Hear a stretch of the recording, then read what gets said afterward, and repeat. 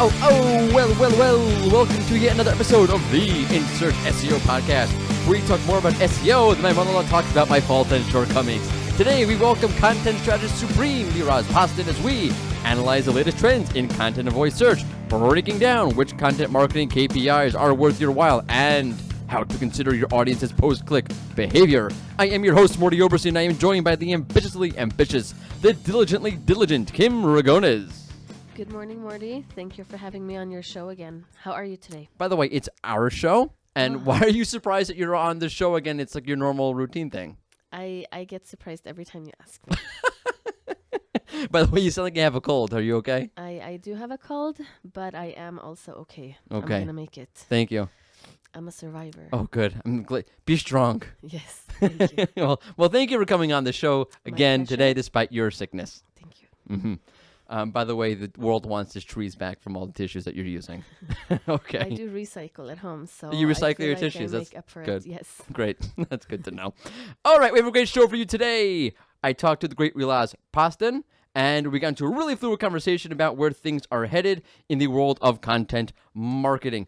But before we get into that, let me first remind you that we release a new episode of the InSearch SEO podcast each and every Tuesday. You can find it on the Rank Ranger blog, you can find it on SoundCloud, you can find it on Spotify and Stitcher, and of course, you can find it on iTunes where you can subscribe so you never miss an episode. So before we get into our conversation with Liraz, I want to talk to you about the core update, the March 2019 core update that Google recently released as we go into some of the data, our in-house data.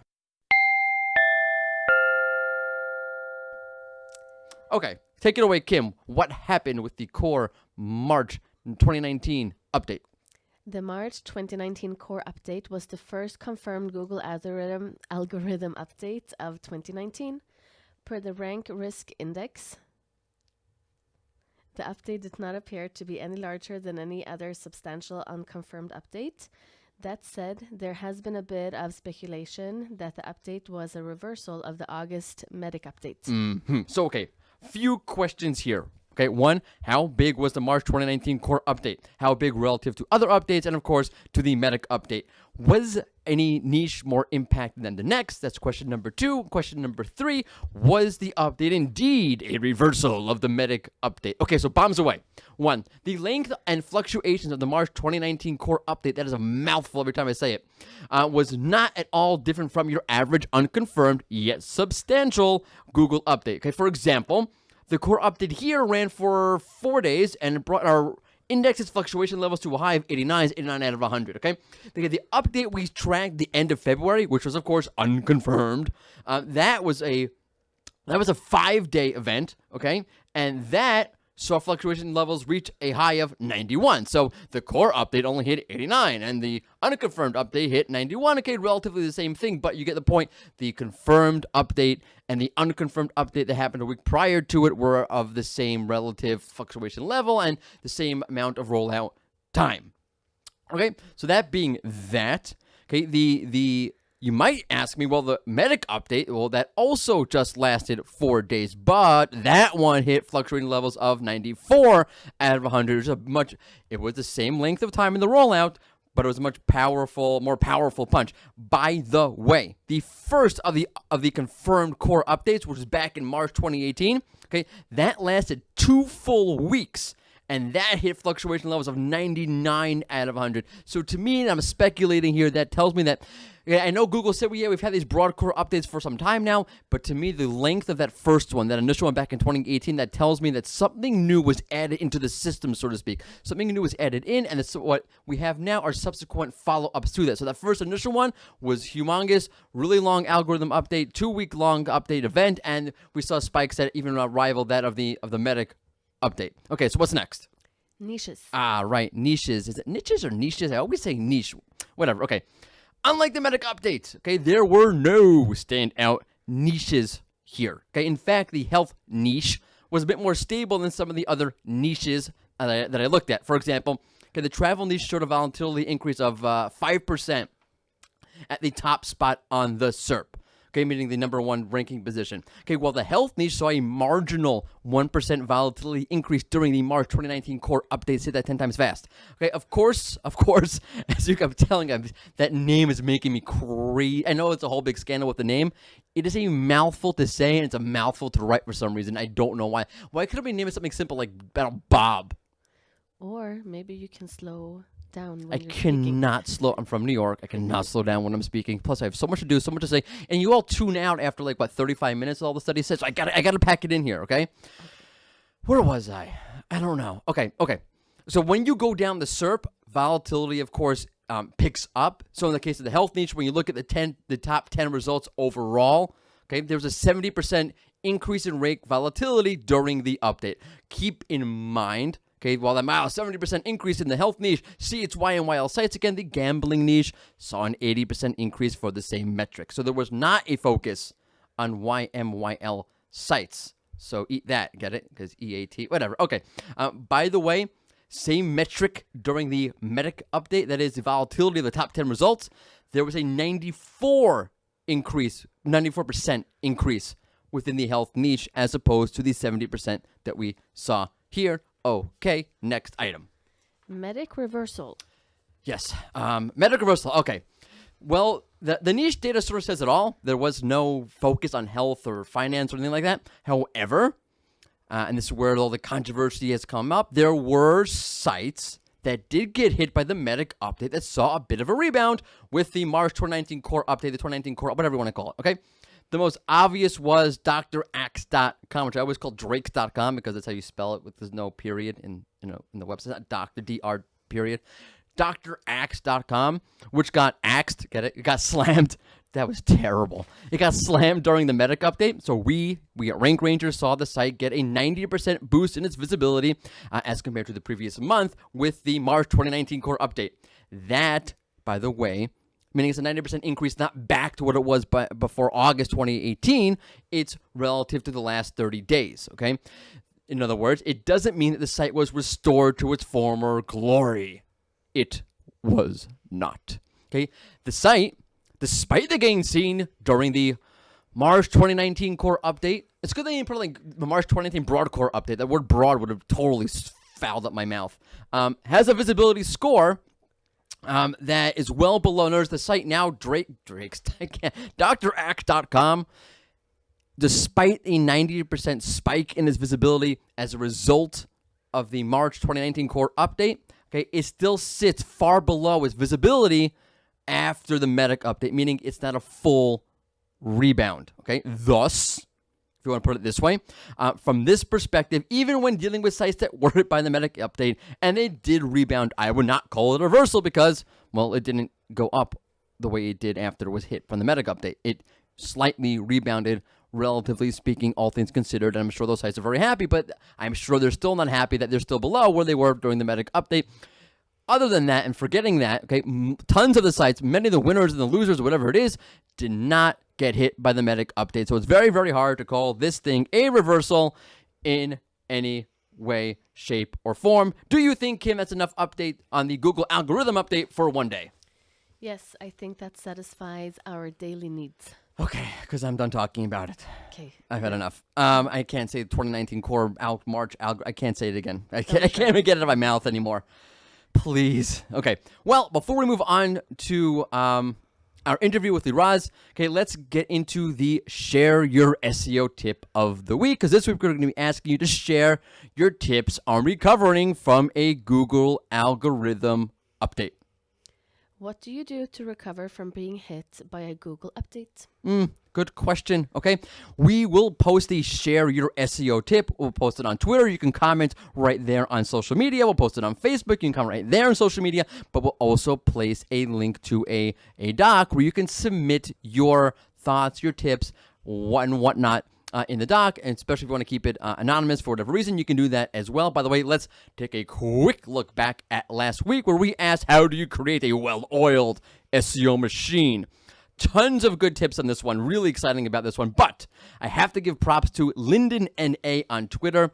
You can follow him at Darth underscore NA, Darth as in Darth Vader underscore NA. I do not know who he is. I want to know who he is. He's one of these people out there on Twitter who we are in frequent Twitter communication, but I really don't know who he is. And okay, so he had 5 tips that he gave us. The one that stood out to me, the one I loved the most, was he wrote, quote, explain that egos are checked at the door. I kind of read like George Takei. Anyway, I like that idea. If you want to have a good team, everyone has to check their ego and sign up. There's no I in team, but there is in win. Anyway, forget that. Yes. It's a great tip. I will say, I'll take it one step further. You do have to check your ego at the door because it's about the concept. It's about what you're doing. It's about whatever you want to build. It's not about you in specific, but you also have to create a safe place for people to be able to share what they want to share without repercussion of thinking, well, if I share this and people think it's stupid, I'm going to get slammed, because that's never healthy. Right? Right. Yeah. You don't like to get slammed. Nobody likes to get slammed. No. Right? Nobody.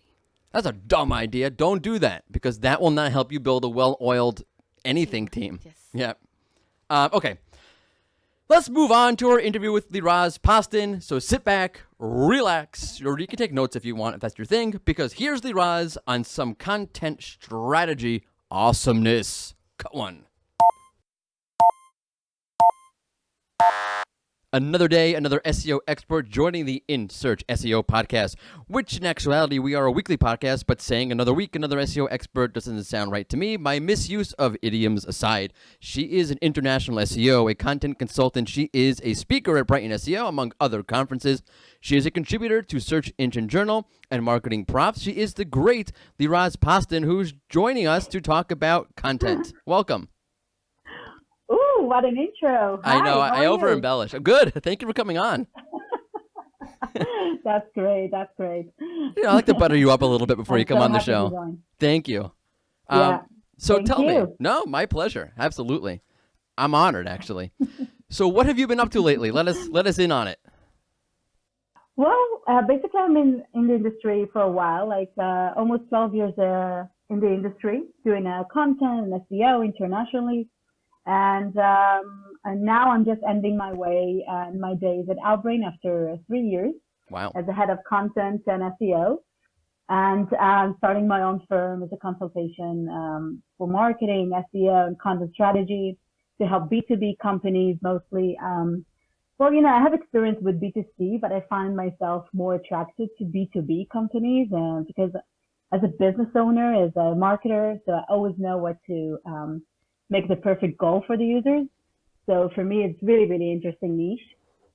But yeah, this is what I've been up to. That's really exciting. Congrats. Yeah, it is. Very exciting time. That is great. And we will definitely put a link into the blog post that hosts this podcast, so you can check out Liraz's website. Hey. There you go. So I do my research on my guests, and I take pride on being well prepared, even though I'm overworked and extremely limited in time. But being that the case that I'm a good Boy Scout, I stumbled upon your YouTube channel. And at first, I thought I had the wrong channel. The videos were all music related. and I thought I was in the wrong place. I saw all these videos until I opened one, and it said that the music was composed by you. I even saw a video of you singing in a professional play. It was, by the way, amazing. So you got to tell me about it, because I had no idea. Yeah, oh my God. I wasn't prepared for that. Okay, so no, basically 15 years ago, I was an actress, a singer. Wow. I went to study, basically my studies included only dramatic arts. So I was a professional actress and a singer in Israel. I was in you know how to call the American Idol, the Israeli Idol. Oh, really? So yeah, I was there in the first season with Ninette, Shiri Maimon, and basically this is how I started there. Music is my life, but eventually I ended up with a cast. I don't know if you know them, Vocal People. No. Like the white little. You don't know them? It's like the white little alien that sings a cappella. I sound. I'm ignorant. Like. So yeah, I was there. We were traveling from tour to tour, you know, around the world. And eventually, I found myself like, I wanna settle down. I wanna meet my husband. I wanna have kids. and I started to managing their site and content and Facebook pages. And then I ended up with a 888.com. There where I started the content career there. And then since then, I'm SEO. Wow. It's a weird story, I know. It's a very weird story. But you know. People should definitely check that out. It was awesome. It was fantastic. Okay. Let's get into some content trends then, data measurement and so forth. Let me start off with some of the more recent trends in the world of content and SEO as I see them. So, okay, there are a lot of mixed messages out there. Content creators are being hit from all sort of directions. One of the things I saw recently, for example, was Brian Dean put out a whole study that showed longer content gets more links. Then you have people who are recommending shorter content for shorter stories. You know, people's engagement is people's attention spans rather are so low. Can you walk me through a few areas where you see sort of conflicting messages and help us clarify and create content that's balanced, that we that content balance that we all want? Well, it's a good question because, you know, I don't think we'll ever find this magic formula we're all looking for because, you know, it really depends on what business you have or what audiences you're trying to target. If you're a celebrity news site, well, you can imagine you have, I don't know, like 1,500 words article about celebrity divorce or whatever. I don't know. You'd be surprised. Yeah, I don't know, but it's like sometimes it really depends on what business that you have. Every site has a different view from other one, and we need to try to include different content lags and goals into our mix. Let's first take, for example, I don't know, like BuzzFeed. Okay, they have very thin content. Sometimes they don't have any text at all. They have just images and JavaScript. So you can imagine their site is getting tons of backlinks, right? Because their content is engaging. It's creating emotional engagement with the reader. So you need to identify what your readers want. And then by that, determine what kind of length for this specific article do I need to target? Or, I don't know, like different goals. Because I don't like having like a site where I create blog posts or anything like that. And I determine my site has to have 1,500 words inside my articles. It's not that. There's not a formula for that. So yes, researchers, of course, there's a justification to have more words. Of course, it's a long research, and of course, researchers get more natural backlinks. But of course, it's fine to have quizzes and polls and interactive content, which have more thin content with more engagement through it. So it's fine. That's sort of the pitfall of SEO is that we sort of get trapped into formulas because everything we try to do is formulaic. But yeah, that's a great point. Yeah, totally. Since we're talking about trends, let me ask you about your thoughts on voice search, because obviously voice search is the biggest of the biggest things going on. How do you think content creators should go about considering voice search? Well, you know, when first starting to see the voice search trends, I was so happy because it's basically what for me it equals no fluff policy. Now we don't see any, you know, it's like forces the content creators to cut the bullshit from their content. You know, just give straight answers to the users. So why not? I'm all up for it. Because now you're going to see, before that, I was like, I had to read a whole article to understand some points of it and trying to understand now if I'm getting for, like a specific answer, and I'm getting into a content, a specific article, so I'm just getting it right away. So I really love voice search, and I'm really hoping to have more and more of these coming up soon. Do you think it'll change the way people write content? Oh, totally. It force them to have more straight answers, more to the point content, and to serve, I don't know, that the search query or intent, let's say, very fast, and not having the whole article journey until you get the answers that you need. So basically, storytellers like myself, we're in big trouble. It really depends. If someone is looking for a story, it won't search it for voice search. It's not something like that. If someone wants something specific answers, it will get it right away. Right. So this is something that's very, very different by the type of the content that you're aiming for. Okay, so before we move on to another segment, another topic, let me just ask you, other than voice search, what other trends do you think are important for content marketers in the year of 2019?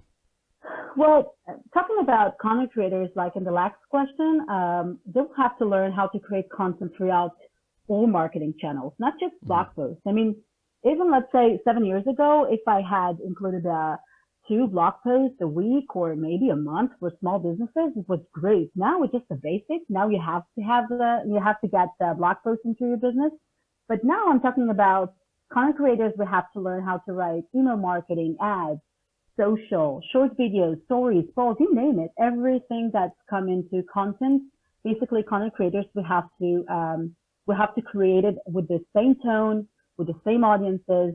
And basically, what we need to forget is also about the well-produced live videos, because what we're seeing is that a lot of brand audiences, consumers, they would rather, we know that it's just that they would love to watch a live video from a brand. 80% would love to watch a live video from a brand than to read a blog post. So we need to start forget about the well-produced live videos that we're trying to get. Sometimes it can be not perfect. We can have just like a jump in office tour or a surprise interview or some of an inside joke or say atmosphere inside the office. That will basically make our brand audience more engaged with us and create this an intimacy around them and with them. So this is something that a lot of the brands are now worried. Oh, it's not really well produced. We need to make sure it's good. We have all the conditions for that. It's fine to have something that's totally human and imperfect. I love that. I think you're totally right about that. And it's great. But first off, thank you, cell phones and the age of the selfie. But this is great for content creators because it means it's less work. Okay, you don't have to go through this whole video is daunting, video editing and making it look slick and all the intros, whatever. It's easy. You can create a rough video because everyone watches videos online that are basically selfies. So now you can do that on the professional level. In the end of the day, you want people to consume your content. You're reaching the goal anyway. So with less budget even. So that's great for content marketers. Yeah. I mean, it's such a hurdle I think people have about video. I don't want to do it. It seems so daunting. But when you think about it, you don't have to let it be that way.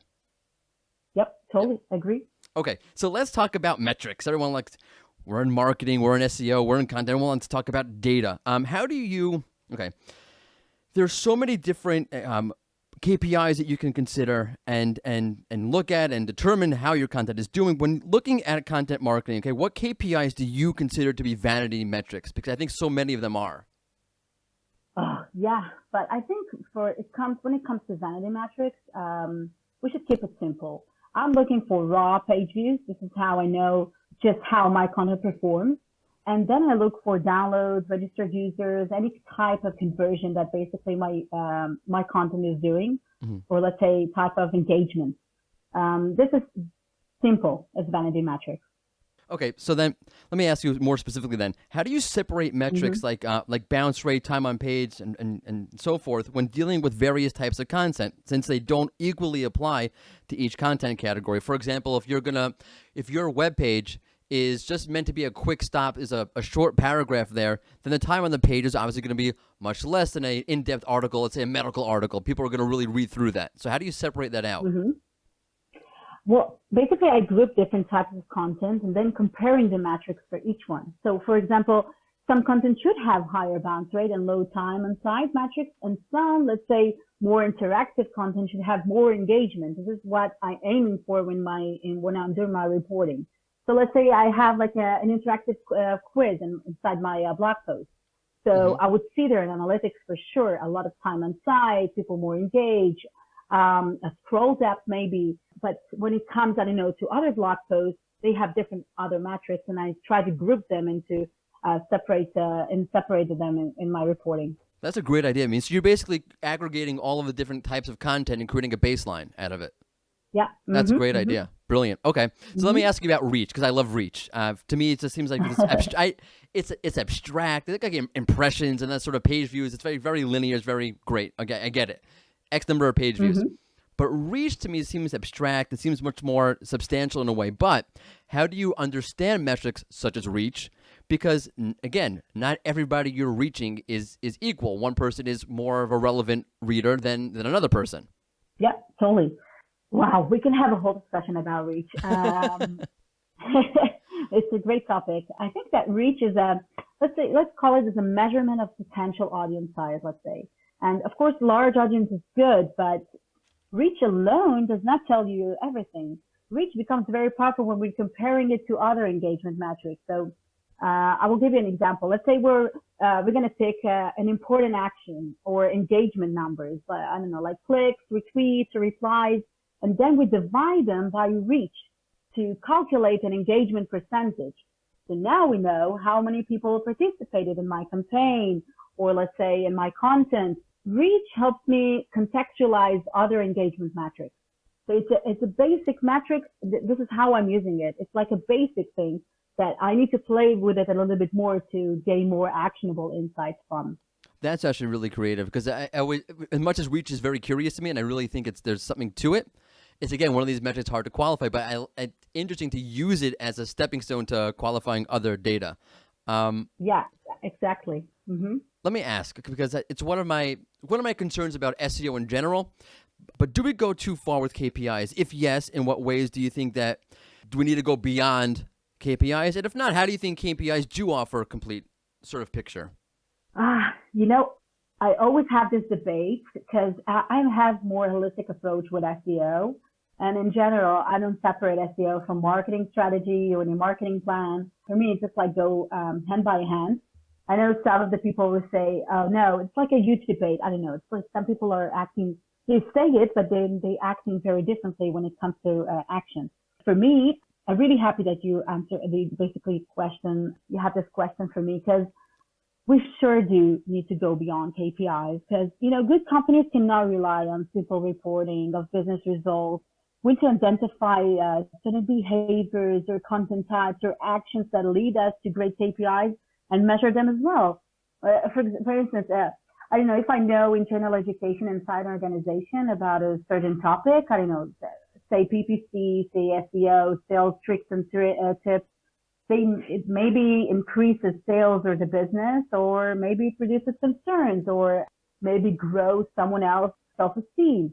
Then we should make it into account when building our performance marketing plan. You know what I'm saying? Just like everything should tie up for an holistic approach. So if I know, let's call it, I will go back in my past when I just started. I was like in a call center. I think every one of us were like in the past, we're like in a call center.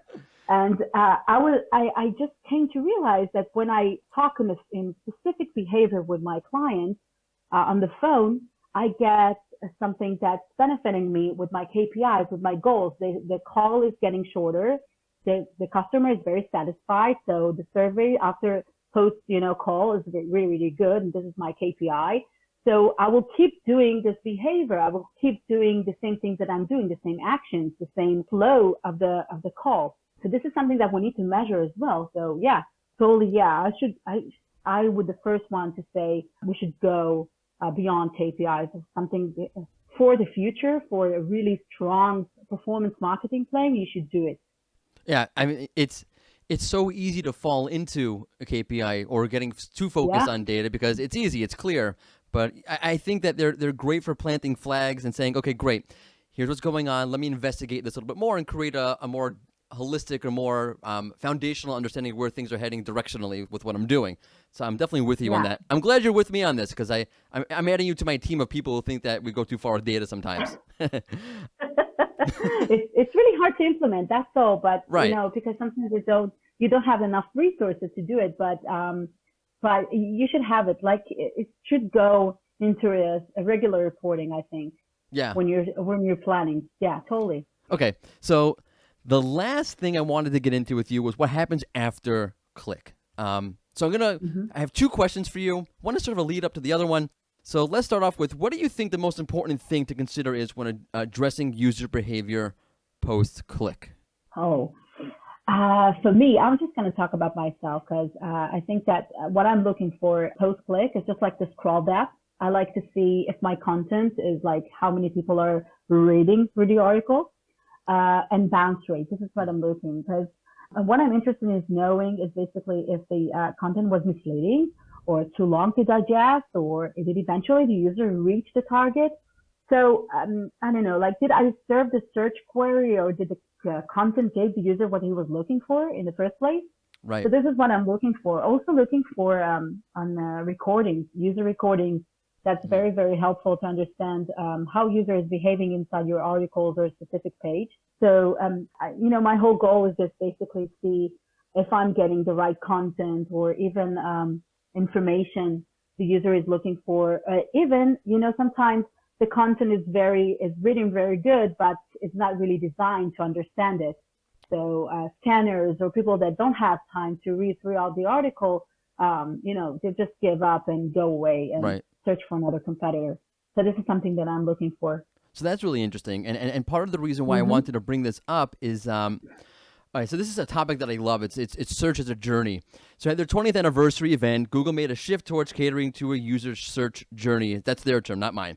So what they've done is they've done this by offering the Discover feed is now part of the mobile homepage. You have entity-specific tabs in the mobile knowledge panel. You have tabs that you can pick up from previous searches that you did. The question I have is, how do you create content for Google as a discover engine as opposed to a search engine? I'm stealing that term discover engine from the guys over at Stone Temple Consulting, because I think it's a great term, because Google is now acting as a way for you, not just to show you 10 blue links or whatever SERP features, but as a way of building one stop along your search process that will lead to the next stop almost automatically, or pushing you or nudging you towards that way. Yeah. Well, it's not surprising that Google is going that way, because it's getting smarter every year and by analyzing our content. So, and they have a lot of information about the users. Privacy is not here. Really, you said it, not me. Situation. I didn't say anything. Yeah.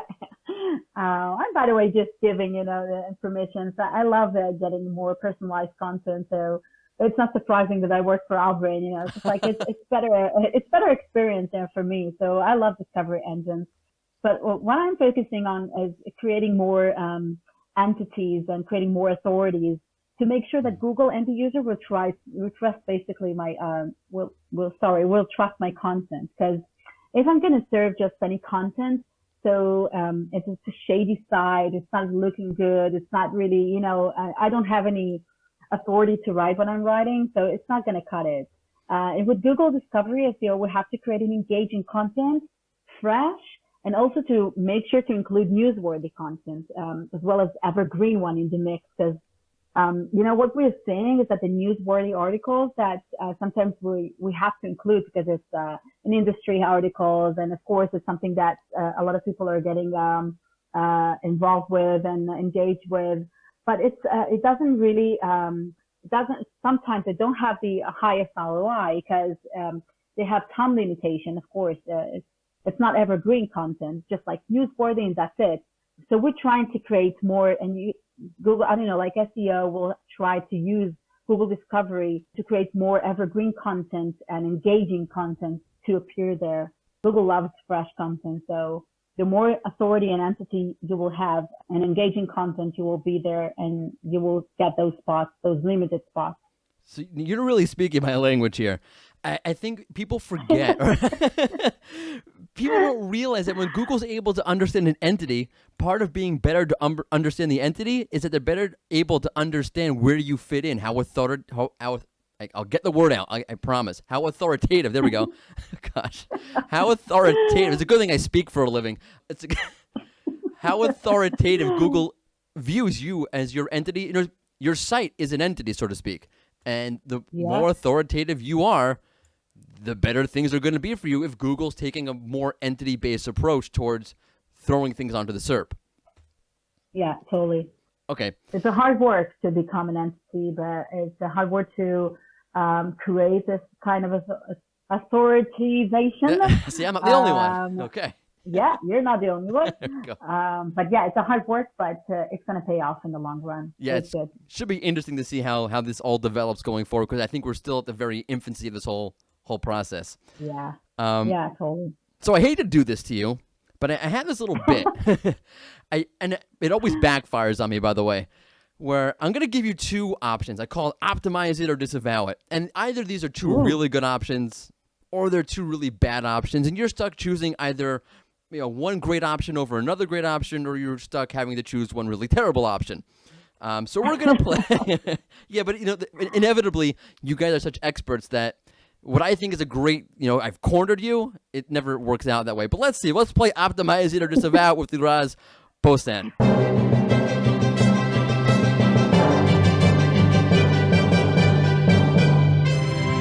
You ready? Yeah. What's a better way of measuring the success of a piece of content? Twitter likes and retweets or page views? And again, the only two ways you can look at measuring success would be through either likes or retweets or page views. So when trying to measure how impactful your content is, what's a better way of doing so? Mm-hmm. And you can only choose one. This way is better, and that way that's not good. I will tell you that. When people are sharing or retweet, let's say a tweet on Twitter, it's not really an indicator for me to say that the content is good. Because sometimes they just want to share it. They just want to sound professional, or I don't know, like hey, I retweet this, so that means I read it. But that's not really true. Sometimes they just retweet it, just to, to build their social appearance. Sometimes they have a different intent and different interest in what they read. So let's say I'm going to retweet an article about the industry, about SEO, about content marketing trends, etc. But what I'm going to really read is about Brad Pitt's latest divorce or whatever. And this is basically, so my answer is optimized for page views, because basically what users are sharing are not the real interest of what they read or what they consume.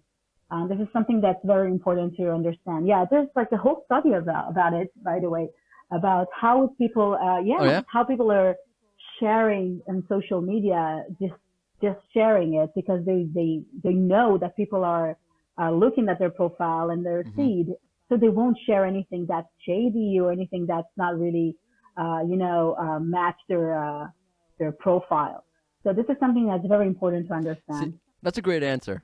I always find it funny when if you post an article, and it's a good 5, 6, 7, 8, 9, 10 page article. It'll take you a good 10 minutes to read it. And then instantly someone retweets it. Because they don't actually There's no way you read it. They don't actually read it. I know. They maybe come and read a couple of lines and say, it's a good candidate for me to share it. That's it. And I'm sharing it. But it's not something that people are actually consuming. And of course, I'm going to optimize for page views. And, this is what I'm going to do. I'm not really, I love Twitter, don't get me wrong, but, but I'm not going to optimize for retweets or tweets. I'm just going to look for the, raw page views at the end of the day. Oh, that's great. I agree. That's a great point. I like that. Very cool. Thank you. Well, thank you for playing. Yeah, thank you. And thank you for coming on. This is fantastic. You should come on again. This is an official invite back. Oh, I'm gonna take it before the interview is even ended. I'm gonna take it. Okay, awesome. Well, thank you so much for coming on. Then. Thank you very, very much. Have a great day. Thanks. You too. Bye-bye. And we are back to your regularly scheduled In Search SEO podcast. Sometimes I feel it just flows in an interview, and that one definitely just flowed. I loved having her on. Great. Yes, it was great. You succinctly summed that up with great. Great. Great. Okay. Well, let's then move on to some news, shall we? Let's. Okay, I'm so excited. Okay, Kim, hit it with the news.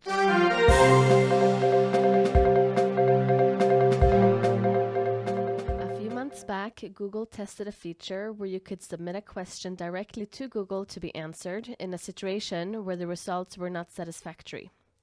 Google has now reformatted what it calls Q&As on Google to look more like a permanent element on the SERP, where you can both ask and answer questions. Yeah, this is a really interesting one, but for now, you don't need to worry about it too much because it's very limited and in a very limited number of markets. It looks like there is some sort of bug that is causing knowledge panels that appear on the SERP for an English query, but that are done in a non-English speaking market to show the language native to the search location. I wonder who spotted it. Indeed. Valentin Pletzer. I mean, and myself. I'll plug myself a little bit. I sometimes find things because I do an extraordinarily number of weird searches, right, on a constant basis. If like I'm researching something, so I notice all these weird things. I don't have any special abilities. Sergey Alikov, I think, does have special abilities. I think he has some sort of ESP for SERP features. Anyway, this was really annoying, by the way, because let's say you're in Japan for a business, okay, like a business meeting. And you're running a query in English because you speak English. You're not really Japanese. You don't speak Japanese at all. And you're just in Japan for business. And you run a query and you come back with a knowledge panel in Japanese. Does that help you? Not so much. No, it's really annoying. Okay, there is a hack you can do, by the way. You just type in tap on to the URL and GL equals US or UK and you'll get your English panel back. Okay, but it's really, really super annoying if you don't know that. By the way, I saw a knowledge panel for Macy's that when you clicked on one of the elements within the knowledge panel, it took you to the local finder where suddenly I saw Spanish. And it was Spanish mixed with English. There's something weird going on. Valentin's sort of the same sort of thing. Something weird is very going. I can't get it out right. Something weird, very weird, is going on with the language inside the knowledge panels. Danny Sullivan did say he was going to look into it, by the way. Okay, next item. A few months ago, Google integrated neural matching into the algorithm. With a recent update, there's been some discussion on how that differs from RankBrain. In a recent series of tweets, Google's Danny Sullivan tried to explain the process a bit. Yeah, you should definitely check out those tweets. I'm sure you can find them linked to. You can look for Google Search Liaison's Twitter account, or Search Engine Land has an article about it, and so forth. All right, so the best as I can understand it, because at the end of the day, it's still all slightly cryptic, is that the two work at different stages, or so to speak. Okay, neural matching helps Google understand what's said on the page via what they call super synonyms.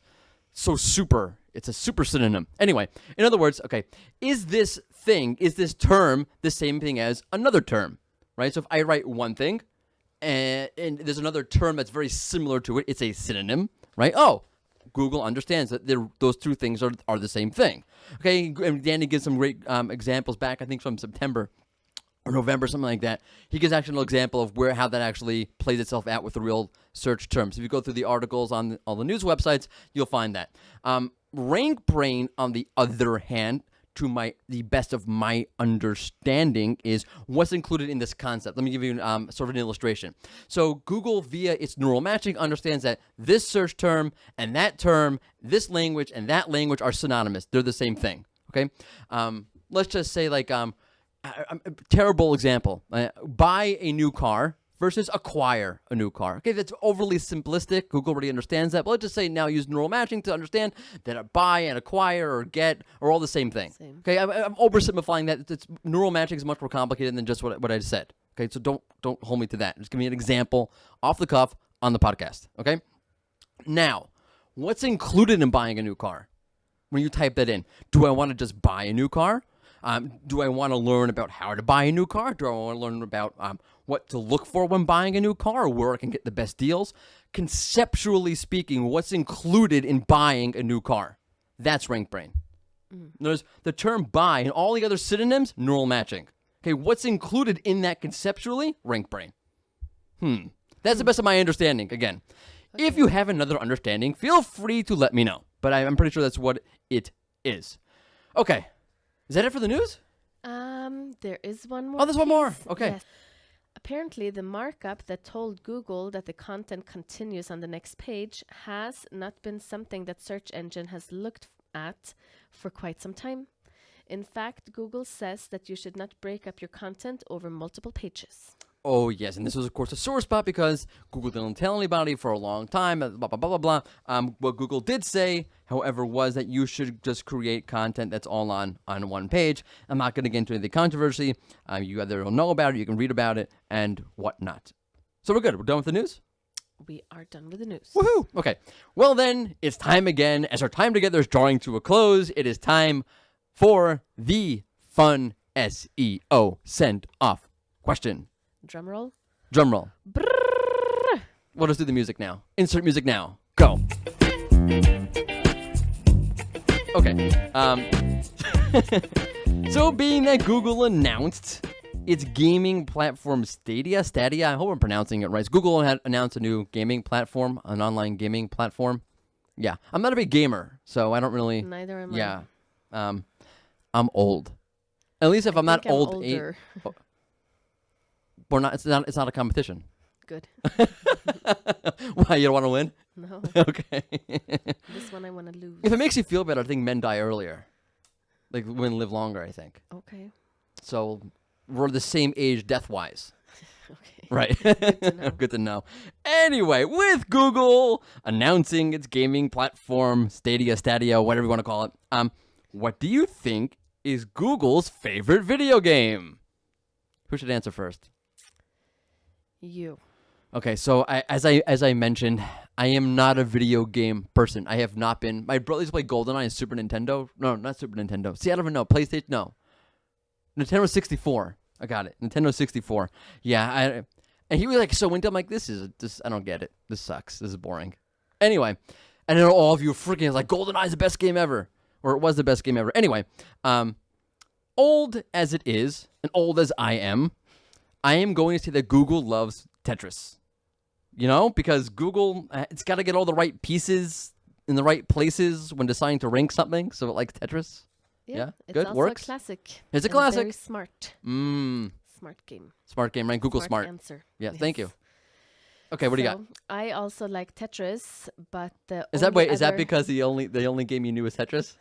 No, I know another game You know, too. that's okay, fine. Oh, is that your answer? The other game? Okay, I'm No. sorry. I'm sorry. I'm interrupting. The only other old school video game that I know about is the Super Mario Bros. On Nintendo, and the old one, 2D, where it just jumps up and down. Oh, the 8-bit one. Yeah, I guess I love that's that. what it's called. My mother used to be able to beat that game. By the way, Yeah. yeah, it's kind of sad. Good. Yeah, instead of parenting, it's she was playing nice. Nintendo. Yeah. It's terrible. Yeah, that's a very good approach. Oh Good. boy. But I think Google would also like it, and I like it better than the new games too, the ones in 3D, because they all make me dizzy, even if I'm not the person playing it myself. Okay, so even why if does I'm in the Google same like room. it? Why does Google like it? Because Google has Because good it's the taste. only other game that you knew. No, Google has good taste. Like I have good taste. Oh, that's true. You do have a good taste. Thank you. You're welcome. And I guess Google does have a good taste now because they have the same taste as you, it appears. Yes. Right. So, It's a fact. good taste all around. Yes. And thank you for joining us on this, the 20th episode of the In Search SEO podcast. Thank you again. Tune in next week. And it's been In Search because we're all in search of something. Thank you.